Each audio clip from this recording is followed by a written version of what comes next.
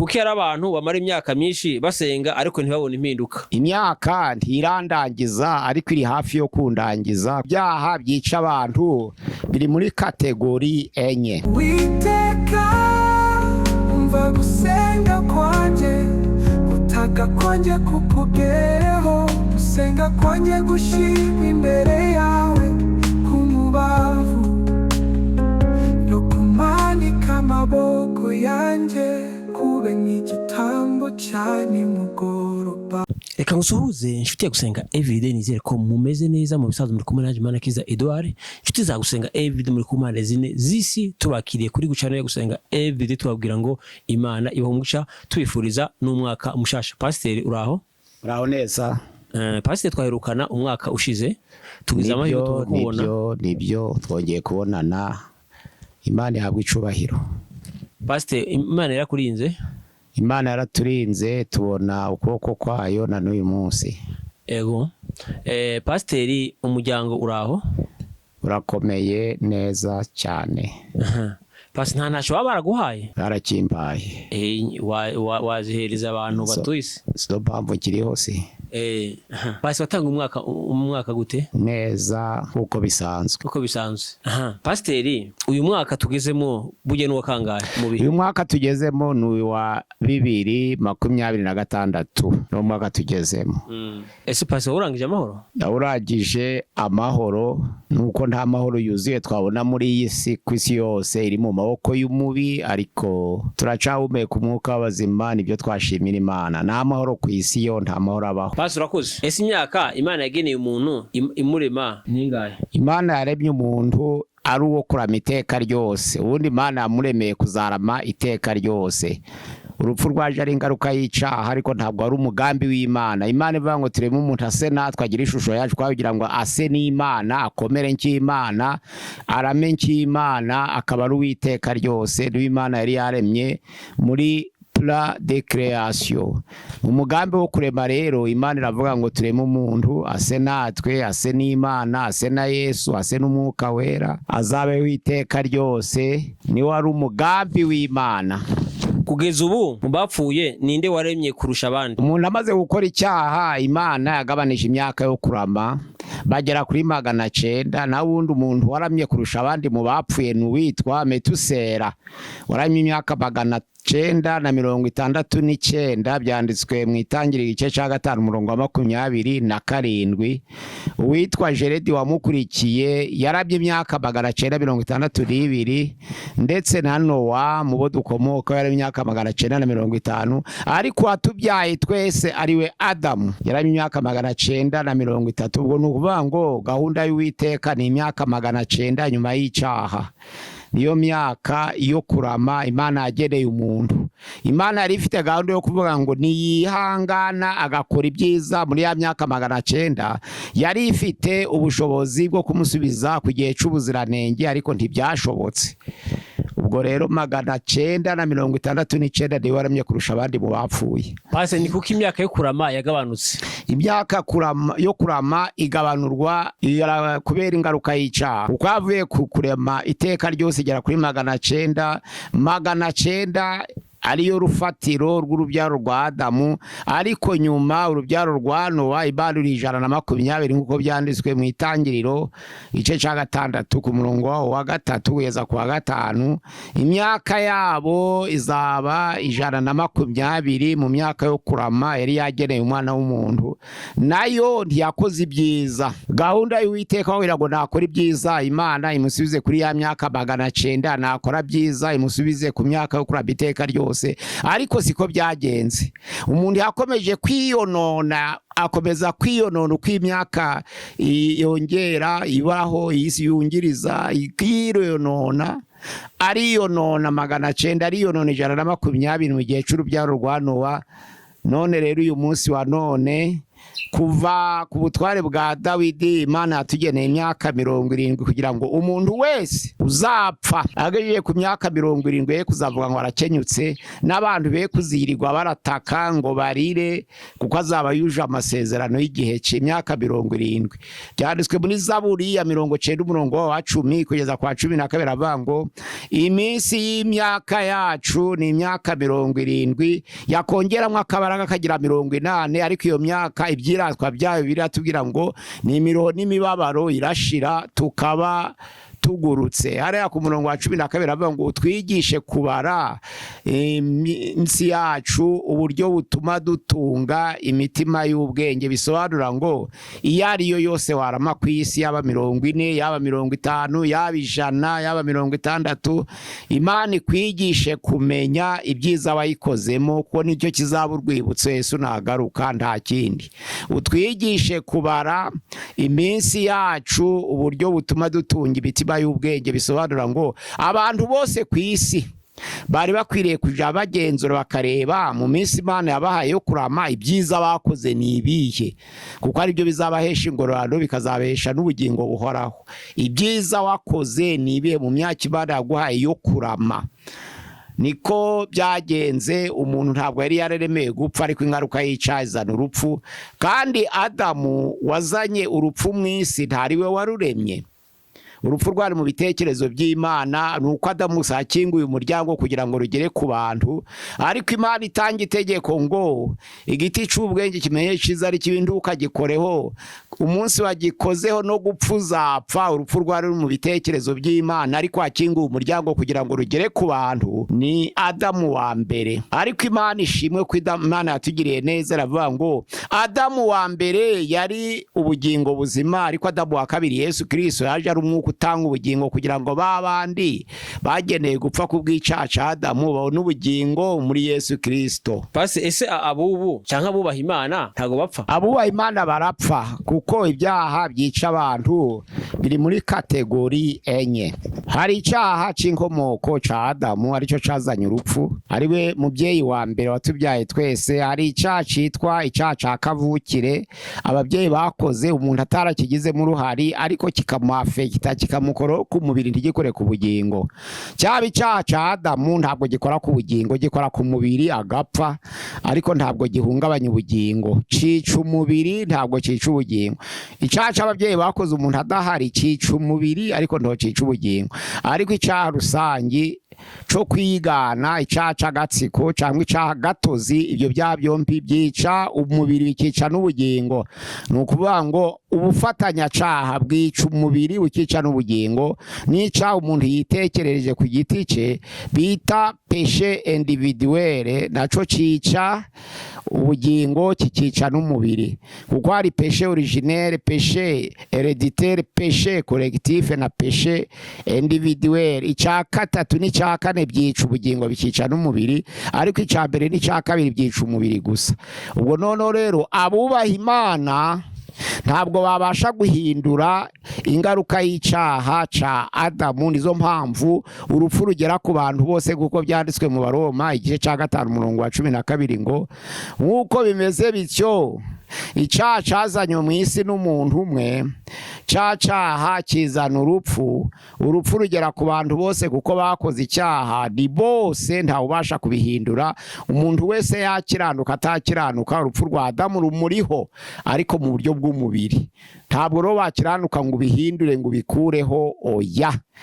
Icyaha cya kavukire, icyaha cy'inkomoko byo bihoraho, ariko icyaha rusange n'icyaha gatozi byo nibyo guhungabanya ubugingo n'umubiri, byombi arafwa ko nibyo watekereje. Ariko icyaha cya Adamu wacu watubyaye n'icy'ababyeyi bakoze udahari bihungabanya umubiri gusa. Ubwo rero nta wakiranuka ngo akureho urupfu. Umuntu yakiranuka, ariko urupfu rw'umubiri rwo rugahoraho, kuko n'ingaruka y'icyaha. Kurakoze Pasi.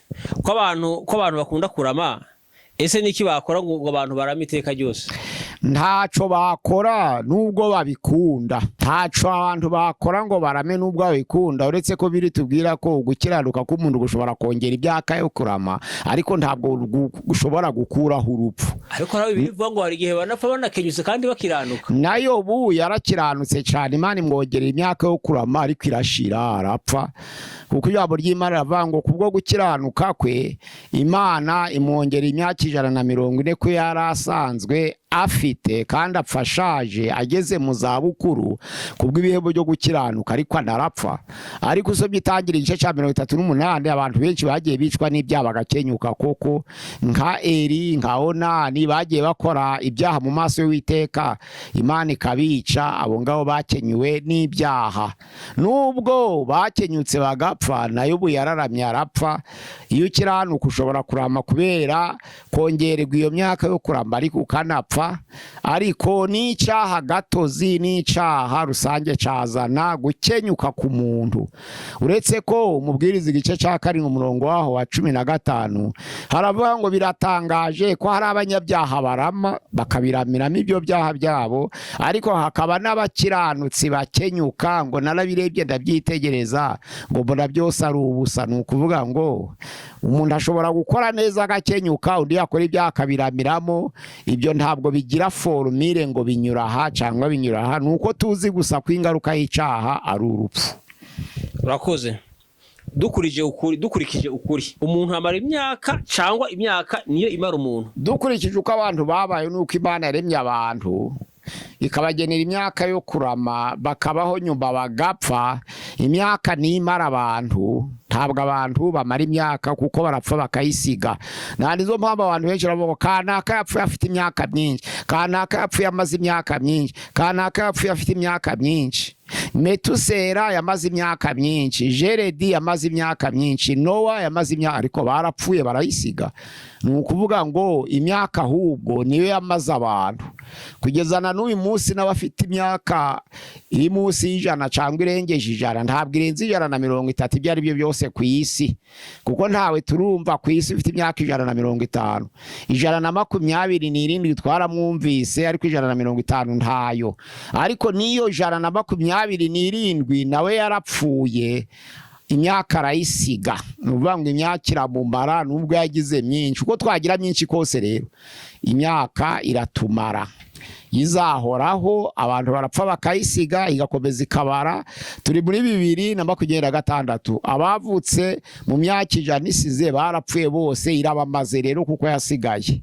Imyaka imara abantu, ntabwo abantu bamara imyaka. Pastor, iyo tuvuze ngo umuntu amara imyaka, tuba dushatse kuvuga iki mu buryo bwo mu mwuka? Umuntu kumara imyaka ni ukuvuga ngo ni nkaho yaba akiriho, ya myaka itakiriho akaba yimaze.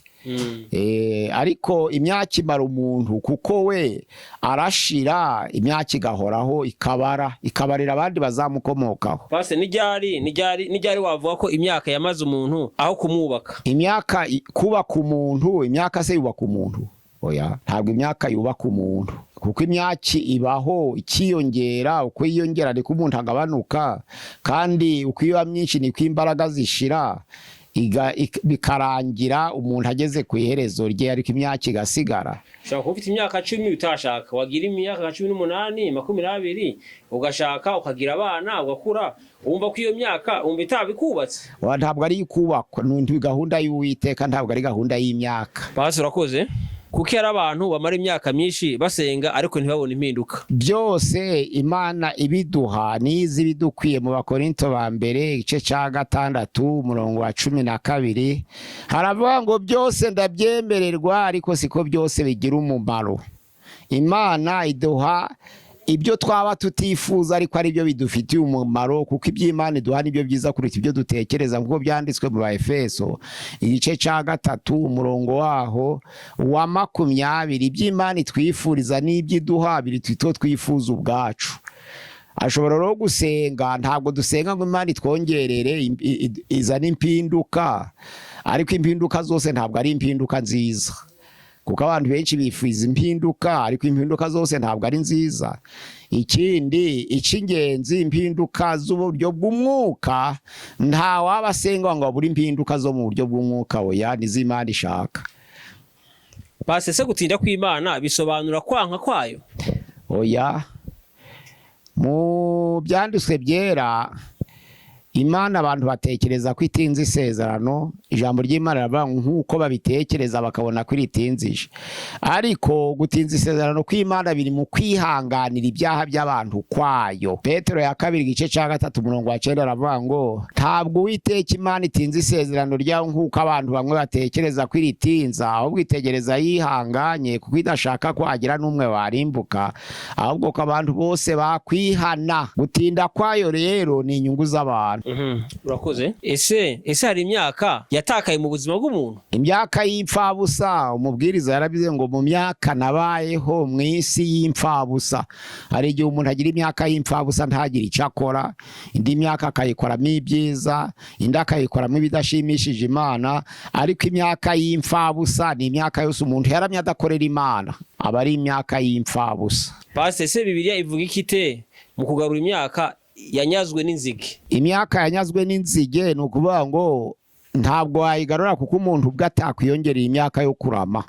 Ijambo ry'Imana riravuga ngo na muko n'umwe muri Matayo 6:25-33 aravuga ngo ninde wabashije kugira imbaraga ngo yiyongere muko n'umwe mu buzima bwe? Ntaco wabasha kwiyongera niba umuntu atabasha kwiyongera imyaka yo kurama, ntaco.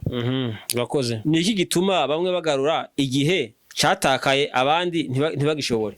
Kugarura igihe cyatakaye ni ugupfusha igihe ubusa, ubwiye cyatakaye ntikigaruka, ntabwo kigaruka. Wacibuka ariko kugitekerezaho kigutesha igihe kandi kitazagaruka. Ese ko abantu bakigarura ushobora kuba hari imyaka batakaje ariko iyi myaka bakayikora neza kandi ugasanga ntabwo igarura ya idi yatambutse, ni bakora mu yo bagezemo yatambutse iba yarabaye imfabusa ko ntiwagarura imyaka. Pasi, ese imyaka irangiza umuntu cyangwa amahitamo ye niyo amurangiza? Imyaka irasigara tugashira, ntabwo ari inadumara ahubwo ni ingaruka y'icaha nimara umuntu. Amahitamo rero nta muntu hitamo gupfa, wagahisemo. Abantu benshi bakunda kurama nk'uko byanditswe mu Bami ba mbere 3:10-11. Abantu benshi bakunda kurama koko, abantu benshi bagakunda ubutunzi, abantu bakunda kwishimira ugupfa kw'abanzi babo, ariko muri byose ni ukubyifuza ariko ntawe ubikora. Ntiwakwifuza kurama ngo ubyihe, ntiwakwifuza ubutunzi ngo ubwihe, ntiwakwifuza gupfa kw'abanzi ngo ubishikire. Byose ni ingwiririzi z'ibihe, ntabwo ari umuntu bigena.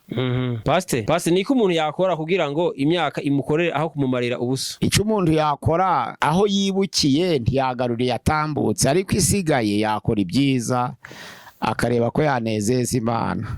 Kuko imyaka tumara Imana iha agaciro niyo twayinejejemo. Niwo uriya murongo uvuga ngo utwigishe kubara iminsi yacu uburyo butuma dutunga imitima y'ubwenge, utwigishe kumenya ibyiza twakoze. Ushobora kubara imyaka 80 nta cyiza wakoze, ariko akabibiri ukoze ibyiza kandi bigashimisha Imana. Iyo ngiyo ni ifite agaciro. Pase, ni gute umuntu yakura amasomo mu myaka yabaye imfabusa? Imyaka yabaye imfabusa ni ukugira inama basigaye. Kugaruka ntiyagaruka, ariko abo wabyaye wabagarura, wabatabara, ukabigisha gukora ibyiza bakiri bato. Nta niryo jambo rivuga ngo menyereza umwana wawe inzira akwiye kunyuramo akiri muto azarinda ayisaziramo. Ntabwo umuntu yimenyereza ubwe, ahubwo amenyereza urubyaro rwe. Nizo mpamvu iyo yatakaje ntigaruka, ariko abana arabatabara bakazabasha gukora ibyiza. Ese umuntu ashobora gusaza mu mubiri ariko agakura mu mwuka? Umuntu yasaza mu mubiri, niko byanditswe mu Bakorinto ba 2:16. Haravuga ngo ariko kubabazwa kwacu kw'igihwayihwayi kwa kanya ka none kwiyongeraniriza hamwe kuturemera ubwiza bw'iteka budashira. Natwe ntitureba kubiboneka ahubwo tureba kubitaboneka, kuko ibiboneka ari by'igihe gito ariko ibitaboneka ni iby'iteka ryose. Umuntu ashobora gusaza ku mubiri ariko mu mwuka ari guhindurwa musha, ari gutera imbere. Pastor, ni iki gituma hari abamara imyaka myinshi mu itorero ariko ntibahinduke? Imana niyihindura, ntabwo umuntu yihindura ubwe. kandi kubahiriza amategeko ntibihindura umuntu, kandi noneho rero kwibabaza ku mubiri nabyo ntibihindura umuntu. Umwuka wera w'Imana niwe uhindura, kandi azi igihe ashakiye ko niwe utegeka. Niho gitandukanye umuntu wamaze imyaka n'uwamaze imyaka imutwaye inyuma. Umuntu wamaze imyaka imutwaye inyuma ntabwo imyaka imusubiza inyuma. Imyaka igera igihe akavaho akayisiga, ariko imyaka ntisubiza umuntu inyuma. Oya, ngo yongera agire mike. Oya. Pastor, ikomeza kwiyongera, yaba mu bihe byiza byaba mu bihe bibi iriyongera. Pastor, n'uruhe ruhara isengesho rigira mu guhindura igihe kibi gikaba igihe cy'umugisha? Igihe cyose umugisha ntabwo ari materiyere. Umugisha ushobora kuba mu buryo bw'umwuka, nizo mpamvu amasengesho ahindura Imana yishimira, nahivugurura uburyo bw'umwuka, ntabwo arahindura ku buryo bw'umubiri. Niyo masengesho Imana yishimira. Naho ibyo guhinduka mu buryo bw'umubiri bituruka mu mirimo yacu. Iyo wemeye gukora urahinduka. Nuretse Pastor ko tubona aho Ezekiel yasenze asaba Imana ngo hindure igihe cyo kubaho ikamwongera imyaka. Sico yaguyemo se ndaho cabaye umugisha ico gico, kuko we wavuze ngo umugisha. Cabaye umugisha se? Oya, cabaye umuvumo. Imyaka yiwe akiriho ntiyabaye umugisha yenda. Ndivuga ngo yabaye iyo yasabye yo kongerwa kurama yabaye umuvumo, kuko nibwo yagambariye ubwoko bw'Imana, abayuda barajyagwa. Pastor, ni gute umuntu adacika intege iyo imyaka igenda ntaco abona gihinduka mu buzima bwe? Nuko abari muzima buryo bw'umwuka, kuko umuntu uri mu Mana ntabwo acika intege, kandi uwizera ntabwo apfa. Urakoze Pastor. Ese kwihangana ni gutegereza ubusa cyangwa no gukora mu gihe ugitegereje? Umuntu ategereza yihanganye ku byo yakoreye kugira ngo azabone umusaruro, kuko umusaruro twakoreye n'uzaduhesha ubugingo buhoraho. Ntabwo rero wategereza utegereje ubusa kandi warakoreye Imana. Oya, wategereza ingororano uzahabwa utaguye isari. Uyu munsi mukuri kwawe wavuga ko imyaka yagukoreye cyangwa ko yakumaze? Imyaka ntirandangiza, ariko iri hafi yo kundangiza, kuko ahigejeje mfite intege nke. Kuko imyaka irasigara abantu bakagenda bose, kandi nanje ndi mu bandi. Nukuvuga ngo imbaraga nari mfite kiri umusore ntarizo ngifite, kandi uko umuntu akura ni ko imbaraga zigenda zishira. Iyo zigenda zishira rero ugiye kuguruka nk'abandi. Nizo mpamvu imyaka urayisiga ukigendera, nabo ubyaye bakazayisiga, n'abasogokuru barayisize, n'abadata barayisize, natwe tuzayisiga, n'abazadukomoka bazayisiga. Yesu ataragaruka niko bigenda, niko bija biba. Pastor, ubu maze imyaka ingahe? Ngewe nduzuza umwaka wa 67 mu buzima. Nukuvuga ngo ni umwaka w'umuzabukuru, ni umwaka wo muri retraite, ni umwaka w'intege nke, ni umwaka ugaragara ko ari umwaka w'abantu baramye cyane, kuko abo tungana ni bake. Pasi imyaka 67, uru rugendo rw'imyaka warubonye gute? Niki wagwigiyemo? Ni imiruho n'imibabaro, nta kindi kirimo. Ni imiruho n'imibabaro, nta kindi kirimo. Nta byiza tubonera muri iyi si uretse imiruho n'imibabaro, niko ijambo ry'Imana ritubwira. Kandi ku mahoro ho Yesaya 48:22 ngo nta mahoro twabona muri iyi si, nta n'abahoro y'abanyabyaha baho, nta nayo muri iyi si tubona, kuko iri mu maboko y'umubi. Ni ibibi nabonye byinshi ku isi, nta byiza bihari. Pastor, muri myaka 67, muri uyu myaka ni imyaka ingahe uyikoremo Imana? Imyaka yose nkoreye Imana ni imyaka 47. Imyaka 47. Pastor, muri imyaka 47 yo gukorera Imana nizihe mbogamizi mwahuye nazo? Ese muri imyaka 47 niki cyagufashije kugira ngo ukomeze umurimo w'Imana mu gihe nk'iki? Ni ijambo ryayo, nta kintu kuguma mu ijambo. Ko Yesu yabwiye abayuda bamwizeye ngo nimuguma mu ijambo ryanje muzamenya ukuri. Yarabwiye abayuda baramwizera avuga ngo nimuguma mu ijambo ryanje nibwo muzaba bigishwa banje nyakuri, namwe muzamenya ukuri, kandi ukuri niko kuzaba batura. Ijambo ry'Imana niryo ryamfashije, kuko niryo ryonyine ridahinduka. Ibindi byose by'abantu bashiraho na gahunda y'abantu irahinduka, ariko ijambo ry'Imana rihoraho iteka ryose. Pastor, nize imbogamizi wahuye nazo muri imyaka 47? Imbogamizi nahuye nazo nuko isari mbi iyo nabonye gusa, kandi si bavuga ntabwo ari ubutaka, n'abantu. Abantu babonye ari babi. Abantu ni bo bavuga ngo isi nabahumeka. Ndimo navuga mu murimo w'Imana, ndimo navuga imyaka umaze ku isi, ndimo navuga mu murimo w'Imana. Mu imbogamizi warahuye nazo nizihe? Imbogamizi zibaho ku isi n'abantu niko mvuze. None se nawe pasiteri mu gukorera Imana wabahuye n'imbogamizi z'abantu Ndi kuvuga ngo imbogamizi zibaho nta kindi ni abantu kandi ni imiruho n'imibabaro nta ciza kirimo mbese. Pasiteri niki wabwira abantu batinya gupfa? Abantu batinya gupfa ni ukubihanganisha, ntabwo nabakuramo gutinya urupfu, kuko muri Abakorinto ba mbere igice ca 15:26 bavuga ko ari umwanzi. Abantu benshi rero bararutinya, ariko bamwe bafite ibyiringiro. Ico nababwira kugira ngo mugire ibyiringiro ko hari igihe muzaba mw'isi cyangwa se mu ngoma y'iteka ryose abantu batazongera gupfa. Naho urupfu iyo ruje ubona abakristo n'abapagani bose barutinye kandi bose bararira. Ubwo rero ikigaragaza ko batinya nuko bose barira. Ese pasiteri nawe uzutinya urupfu? Ndi kuvuga ngo abantu bose bararira, ntaho navuze umwe. Abantu mbajije wowe uzutinya urupfu? Abantu bose bararira, iyo mfushije ndarira nyine. Mvuga iyo umvuga ko utinya urupfu, kurutinya. Iyo uri kurira gutinya se kurira sugutinya. None kurira n'ugutinya nta kindi. Ese pasiteri niki wakora uyu munsi kugira ngo imyaka usigaranye yawe yo kubaho uzayisoze neza? Nzayivugamo ubutumwa, nta kindi, nico gisigaye. Niyo myaka uzayivugamo ubutumwa kusigaye? Ubutumwa bwiza nuzuye inshingano Kristo yadusigiye ngo nuko mugende muhindura amahanga yose kuba bigishwa banje, kuko ubutware bwose Yesu yarabahaye mu ijuru no mu isi. Aratubwira ngo mugende, nanje bahaye ubwo butware, mwamamaze ubutumwa bwiza muhindura amahanga yose. Nico ngiye gukora gusa, nta kindi. Imyaka usigaje ugiye kuvuga ubutumwa kurenza uko wabivuze kera? Ngiye kuvuga ubutumwa, ntaho narenza uko ntazagira imbaraga ziruta iza mbere, ariko nzavuga ibyo nshoboye. Ariko nuko muri iki gihe mu myaka ufite ntabwo ugitinya, uvuga ukuri.